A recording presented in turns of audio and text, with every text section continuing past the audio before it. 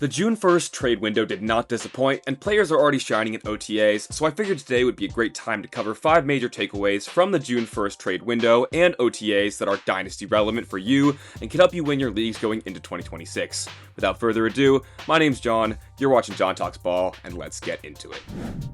Alright, so the first piece of news slash takeaway I'm going to be giving you guys today is that Brian Thomas and Parker Washington are both excelling at OTAs. Beat reporters around the Jaguars camp have stated that these two are just way ahead of the other receivers they are competing with in the room with Travis Hunter and Jacoby Myers and some other depth options there. But this has been one of the more confusing rooms for fantasy football as of recently, and I do think we're kind of getting our answer in the form of some of these reports. I mean, we'll see how it goes when training camp truly starts in the near future. But with Brian Thomas, I mean, we saw him be elite. Like, he set a pretty historic rookie season. Obviously, it's not going to be the record holder when you're playing with guys like Neighbors and Bowers, Puka in your same class era. But overall, I mean, we see that kind of thing in a rookie year, and we just expect the player to be probably better than that every time. And I do think Brian Thomas's season was just so plagued with injuries. There's a direct quote from him at camp saying, "It doesn't hurt to run anymore." And to me, that's pretty telling that he was probably not just healthy enough to be playing at a high level. I think a lot of people are going to punish his value a little extra. That's why he's going so dang low because he was so hurt throughout that season. But if Brian Thomas had just started sitting out for the remainder of the season, you have to wonder what would have happened to his value. Would it just have remained as high as it was and people would have written off due to injury? Honestly, I would be buying up all the Brian Thomas you can at this price because he has shown he has the talent, and I do think the injuries are something he can get past. As far as Parker Washington goes, I actually think he's still probably pretty cheap out there, and I do think he's going to have a pretty meaningful role in this offense, like he did down the stretch of the 2025 season. So if you can go get him at a cheap price, I would recommend doing that as well. As far as the Jacoby Myers goes, I do think he is a sell right now. I do think the Jaguars are starting to regret signing him to that 3-year deal with the guaranteed money, and they found that Parker Washington, a much younger and much cheaper guy, is now able to fill that role as well. Jacoby will likely have a role on the team next year, but it's hard to see him competing in a crowded room with guys like Brian Thomas and Travis Hunter, who are both just super, super talented young players, and Parker Washington as well, who seems to refuse to get off the field as of late. So, yeah, I would look into selling Jacoby Myers. If you can get a second round pick or really anything above that, Myers is on the wrong side of 30 now, so definitely a trade I'd be making. Brenton Strange probably has no dynasty value. I mean, the Jaguars brought in a second round tight end and a fifth round tight end. So I don't know how confident they are in Strange. Strange is also upcoming and needs a new deal in the near future. And as far as Travis Hunter goes, as I mentioned before, I mean, you guys know how I feel about Travis Hunter. Situations change, and he is a player that was drafted at second overall to play wide receiver and corner. So I would be buying in low. And let's move on to the second take of today's video. Alrighty, so I am obligated to cover the Myles Garrett to the Rams news, but I am going to cover it from a dynasty perspective, not a holistic perspective. As you can see, I am a Niners fan, so this is a little heartbreaking to me. But you know what? We have a very strong team this year. We still have Trent Williams, so hopefully all goes well. As far as Myles Garrett going to the LA Rams goes, it's more about the compensation that they gave for Garrett because they got rid of their 2027 first round pick. That's essentially getting rid of their insurance and ability to bring in a top end quarterback if something went wrong. Like, say, Stafford retires, gets injured, plays poorly, and then Ty Simpson is just bad. Like, they no longer have the option to draft a first round quarterback next year. We all know the hit rates on quarterbacks not drafted in the top 32 picks, the first round of the draft. And who are they going to trade for without their first round pick in 2027? So this is the Rams really saying Ty Simpson is our guy, which to me makes him feel very, very undervalued to me. He's still going outside of the top 10 picks in Superflex Dynasty leagues. That is just a huge, huge mistaken process. If you ever want to talk to me about how you might be able to acquire Ty Simpson, pop over to the John Talks Ball community Discord, and I'd be happy to have a discussion on that. Um, but yes, with Ty Simpson now being next in line, pretty much locked in to be the next starting quarterback for the Rams, with Puka Nakua to throw to, Devontae Adams will probably be gone, but young guys like Max Clare, Kyron, and Blake Corum are still relatively young for now, but being under Coach McVay as well, I just can't see why you wouldn't be buying into Ty Simpson and why he's still going so low in your dynasty rookie drafts overall. But with that being said, let's move into our third takeaway of the video.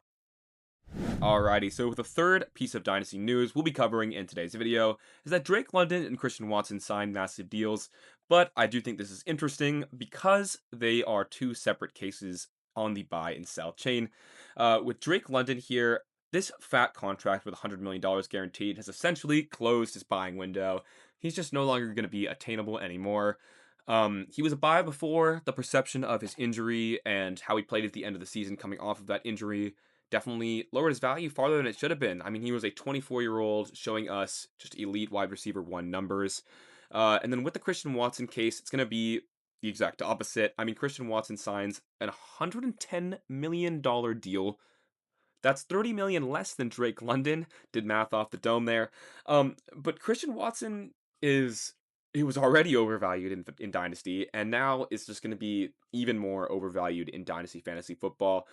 I mean, Christian Watson is a 27-year-old deep threat receiver, pretty comparable to like Alec Pierce's fantasy ceiling. He plays a very, very important role for the Packers in real life. But for fantasy football, he's just not the most exciting hold. He's running clear outs. I mean, he's got a great yards per catch, but he's just not going to produce at the way he's being valued at, if that makes sense. His value is just propped up far too high to the point where people are getting firsts from Christian Watson. At that point, it is an easy sell. If Christian Watson was, let's say, Drake London's age, let's say he was 24, then I would easily be keeping Watson. I would be far more interested because this is solid money, but we're just not going to see the type of player Christian Watson is change. Christian Watson has produced consistently his entire career, never been better than a fantasy wide receiver 3, and he has these hamstring issues that just keep popping up. I mean, I don't see any difference in the Christian Watson profile after this signing. Yes, he is very valuable for real life football, but the value just does not match who he actually is as a player. I would be looking to sell, especially if you can get a first round pick in return. And let's move into our next piece of Dynasty news for the video. Alrighty, so the second piece of obligatory news I have to cover today is the AJ Brown trade is official. I do think this has several dynasty implications, but let's start with AJ Brown himself. He's going to be playing the season at 29 years old and is going to a new team. There was some whispers and concerns about a degenerative knee issue he was facing, which is a big deal to me. Don't love to hear that, especially for an aging wide receiver who we potentially saw take a step back last year. I do think the case for AJ Brown to be a success this year is there. I mean, Drake May is one of the best, if not the best, deep thrower in the entire NFL right now, so that is pretty exciting for Brown if he can get back to even 80% of his peak wide receiver 1 form. AJ Brown, I mean, I would lean sell here, specifically just because of the age and the concerns I said before, but I do think he's someone that I can be acceptable or acceptive of holding. Who I cannot accept you holding is Devontae Smith, who is going to be 28 years old in season this year, and is just not being valued correctly at all. Both these guys, I would take a 2027 first over for reference, but Devontae Smith, some people have him as high as inside their top 12 dynasty wide receivers. They're not even considering the fact that Devontae Smith probably has 1 to 2 years left in his prime, and that's being generous. He's also facing target competition still. I mean, people were quoting games where he was playing without AJ Brown as evidence as to why he's going to be huge. The next JSN this year, I mean, Makai Lemon is joining the offense. A first round wide receiver who has a first round receiver profile is joining the offense. There's still Goddard. Now there's Stowers, who's coming in as a receiving option, who blows at blocking. So if anything, he's there to be a receiving option. Devontae Smith is severely overvalued. I mean, especially considering, like I said before, the Jalen Hurts passing volume is just not there. And yeah, I would be looking to get out on these two older wide receivers in the form of Brown and Devontae Smith. I would say this ends the buying window on Makai Lemon. I mean, there's just obviously now, and as everyone had already known, one less mouth to feed there. And yeah, let's move into our fifth takeaway / dynasty news of today's video. Alright, before we move into the fifth takeaway of today's video, I wanted to mention the John Talks Ball community Discord is live. It's going to give you free access to Dynasty advice via myself, in advance access to video questions, and free roster breakdowns for the first few people that pop in there. Looking forward to seeing you guys there. I'll be answering one of the Discord questions at the end of today's video if you stick around to watch that as well, to see the kind of things you guys can ask me over there. Let's move into the final takeaway of today's video. Alrighty, so the final takeaway for today's video is that Malik Neighbors continues to drop due to injury concerns. Obviously, we know Malik Neighbors had a devastating knee injury on the cursed MetLife turf early in 2025, but I do believe it's getting a little bit out of hand and a little bit redraft center focused. So with Malik Neighbors, obviously now we know he may not be ready for week 1, and if he does play week 1, he's going to have a ramp up period. We already knew that regardless, but as redraft comes around, his price starts to fall in redraft, which somehow leaks into Dynasty every time, and now the super alpha Malik Neighbors has a discount on his name. I do think you should be going out and buying him regardless of whatever fluff pieces are coming out about him.